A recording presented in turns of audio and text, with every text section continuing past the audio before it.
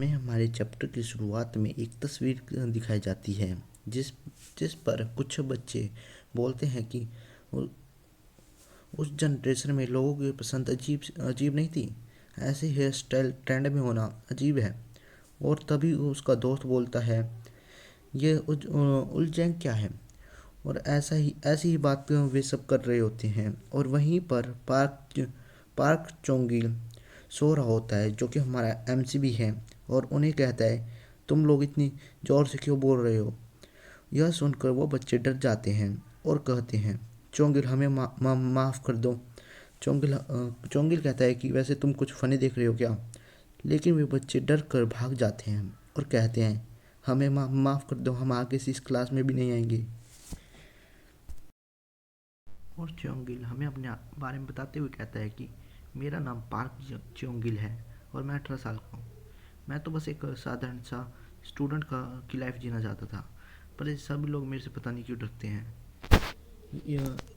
क्या ये मेरे से इसलिए डरते हैं क्योंकि मैंने स्कूल में आखिरी कुछ लोग बच्चों को पीट दिया था और फिर कुछ मार्शल आर्ट और MMA सीख रखा है मैंने, इसलिए डरते हैं मेरे से। और तभी माइक में आवाज़ आती है कि पार्क च्योंगिल, टीचर ऑफिस में जल्दी से जल्दी आओ। और बाकी बच्चे देखने लग जाते हैं कि क्या क्या हो रहा है। और तो प्यार हमारा चोंगिल और टीचर ऑफिस में पहुंच जाता है और सारे टीचर उसकी तरफ देख के खबरी आंखों से देख रहे होते हैं। और तभी वो उसे कहते हैं कि तुम्हारे पिताजी गुजर चुके हैं। और अगला सीन हमें पुलिस स्टेशन का दिखाया जाता है, जहाँ पे उसे उसके फादर की कुछ याद चीज़ें मिलती हैं। और एक पुलिस ऑफिसर उसे बताता है कि हमें तुम्हारे फादर की और कोई फैमिली या उनके दोस्त नहीं मिले, इसलिए हमें तुम्हें ही देना चाहिए। पार्क चोंगिल हमें बताता है कि उसके पास उसके पिता की कोई अच्छी याद नहीं है।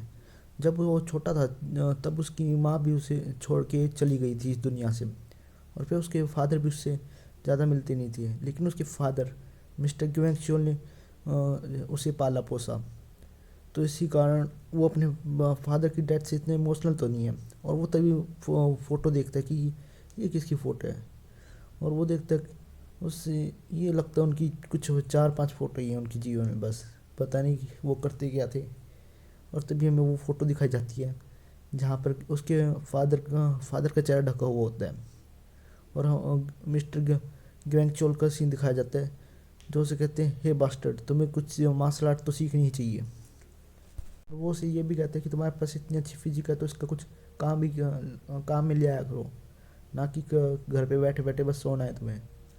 और तभी वो देखने लगता है कि ये फ़ोन, इस फ़ोन में अभी भी धूल जमी हुई है, लगता है बहुत समय से इसे किसी ने इस्तेमाल नहीं किया। इसकी बैटरी भी अब ठीक नहीं होगी, क्या मुझे फेंक देना चाहिए। लेकिन तभी उस पर फ़ोन आ जाता है और उसका कोड होता है 01111, पर अभी तो 0110 चल रहा होता है। पता नहीं कैसा अजीब सा कॉल है। और वो कॉल उठाता है और कहता है, हेलो कौन बोल रहा है। तभी उससे आवाज़ आती है, मैं इस फ़ोन का मालिक बोल रहा हूँ, तुम कहाँ हो। और तभी हमारा MC थोड़ा शौक हो जाता है और फिर वो कहता है, अबे ओए तू स्कैमर कहीं के, अगर तू पागल है, अगर तू मेरे हाथ लग गया तो मैं तुझे बहुत मारने वाला हूँ। और तभी हमारे वो बंदा कह रहा होता है, तू है कहाँ। और वो कहता है, क्या मैं कहाँ हूँ, मैं नैम सिंह होटल के नीचे हूँ, तो आ जा अगर तेरी में हिम्मत है। और ऐसे ऐसे बहुत बुरी बुरी चीज़ें कहता है कि आ जा अगर हिम्मत है तो ये सारी एडिया तोड़ दूंगा। और तभी फ़ोन रखती उसके सामने सारा सिनेरियो चेंज हो जाता है। वो एक ऐसी जगह पहुंच जाता है जहाँ पे लोगों के बड़े बड़े बाल हैं, खुले खुले कपड़े पहने हुए हैं। वो कहते हैं, ये कौन सी जगह है, अरे कहाँ पहुंच गया मैं। और तभी वो पता नहीं कैसी जगह पे पहुंच जाते हैं। वो कहते हैं कि तो बहुत ही ज़्यादा कूल चहल पहल वाली जगह है, क्या आज कुछ फेस्टिवल है, लेकिन दिन से रात हो गई। और तभी वहाँ पे एक बंदा आता है, तो इस मोटे लड़के का नाम चोई है, तो हम इसे चोई बोलेंगे। तो चोई कहता है, वो तू तू इतना अजीब क्यों लग रहा है भाई, और तू मुझे देख क्यों रहा है, तू पिटना चाहता है क्या। तो वही बंदा ना जो ज़्यादा बोल रहा था। और तभी हमारे MC कहते हैं, अरे लगता है तुम्हें कुछ गलत फैमिली हुई है। और तभी उस फ़ोन पे फ़ोन आता है जो हमारे चुंगिल के पास था। तो उस पे फ़ोन आता है और तभी वहाँ पे एक बंदा आता है और कहता है, वो तू ही था वो चोर जिसने फ़ोन चोरी किया। और इस बंदे का नाम सीनू है, तो हम इसे सीनू कहेंगे, ठीक है। तो चलिए शुरू करते हैं। हमारा MC उसको देख के शौक हो जाता है। और शौक होगा क्यों नहीं, यही तो उसका फादर है।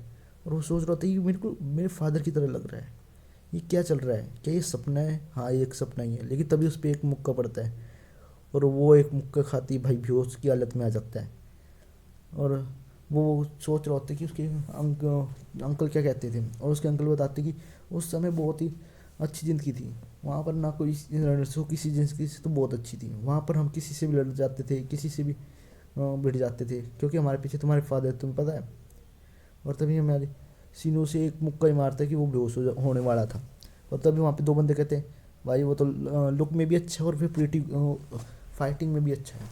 और तभी वो दोनों जब देखते हैं उसकी साइड, तो देखते हैं कि उसे पंच तो लगाए, लेकिन अगले पंच मारने से पहले ही हमारे चोंगिल ने सीओ को पकड़ लिया था, ग्रैपल कर दिया था।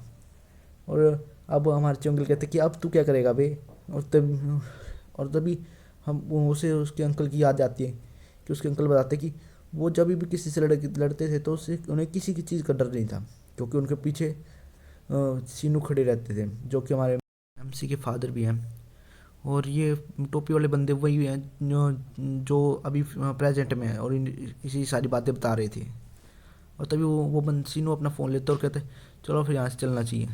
और हम्म, अब मैंने बहुत मार लिए इसे, चलो छोड़ो भी अब इसे। और जब वो जाने वाले होते तभी हमारा एमसी सोच रहा होता है ये कितना शर्मनाक है, मैं अपने सपने में भी इससे पीट रहा हूँ, इस बंदे की वजह से मेरी पूरी लाइफ ख़राब है। और ये अभी जा रहा है, लगता है कि मुझे इसे हड्डियाँ तोड़नी पड़ेगी इसकी, कम से कम सपने में तो इससे जीत जाऊँ। और तभी हमारा एमसी कहता है तू जा कहाँ रहा है रे, चल लड़ते हैं। और तभी वो हमारे सीनू बॉक्सिंग स्टाइल में आ जाता है और हमारा एमसी ग्रैपलिंग स्टाइल में आ जाता है। और इसी के साथ ये एपिसोड ख़त्म होते हैं।